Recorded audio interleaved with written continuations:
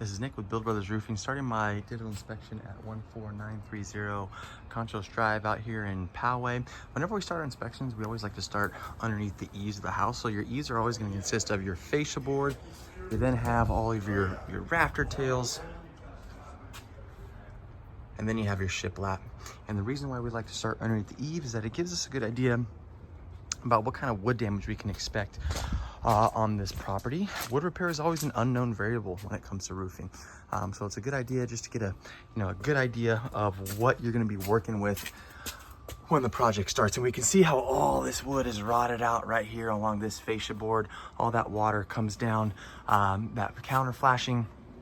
A lot of times it just ends up settling right there. So a lot of that wood is going to need to be replaced. I can also tell if there are leaks that are already occurring in the home. Just by going into the garage, I can see a couple spots that I want to point out.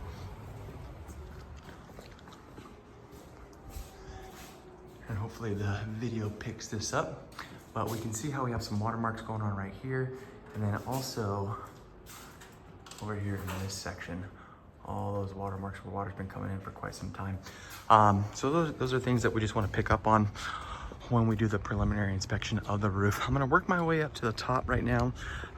This roof is a concrete Malibu style tile roof. The nice thing with concrete is that it does get stronger as it ages. This particular material did come with bird stop, good to see, no drip edge. This looks to be the original roof. I'd say this roof is at least 35 to 40 years old.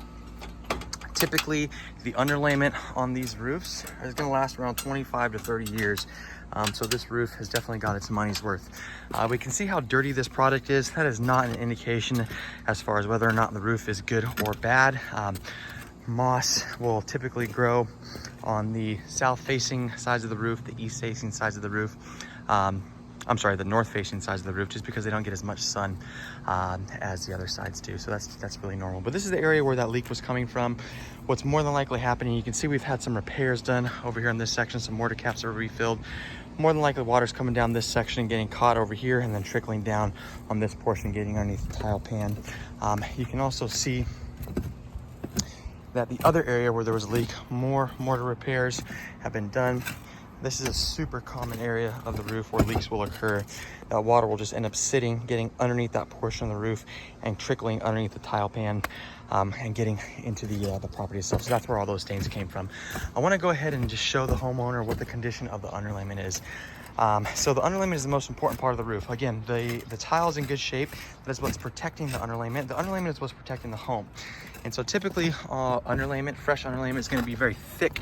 It's going to be very granular, very gritty to the touch. This underlayment is very smooth. It's very thin, so it's really none of the above. Pulled another section over here just to show what the seam looks like, so we can see what the condition of this underlayment is. You can see just how brittle this is.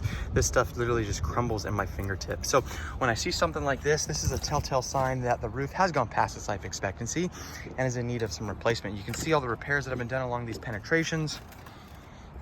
You can see a lot of these repairs have worn through as well. Sorry, it's pretty hot up here today. All the oils on this mastic material have worn through. Everything is completely cracked through. You can see how water can get down these pipes every single time it rains. Again, more repairs that have been done over the years. So in my professional opinion, this roof is aged. It has gone past that life expectancy, and it is time to go ahead and replace. Now, when I say replace, that does not mean that we need to replace all the tile that is on this roof. This tile is still in good shape. I mentioned that the concrete tile will get stronger as it ages. So the tile can stay. What we can do is called a lift and reset, where we lift these tiles up, we replace all the paper that's underneath this roof. The paper, again, is the most important part of the roof. We want to make sure that that stuff is good to go. We'll go ahead and replace this layer of underlayment. Right now we have one layer of a UDL 30 more than likely. We're going to up that to a UDL 40, a thicker, stronger, heavier underlayment. We're going to go 2 layers of that underlayment. We're going to double that up. We're going to reflash all the penetrations, make sure that those are ready to go. We'll get rid of all the old mortar caps on this roof.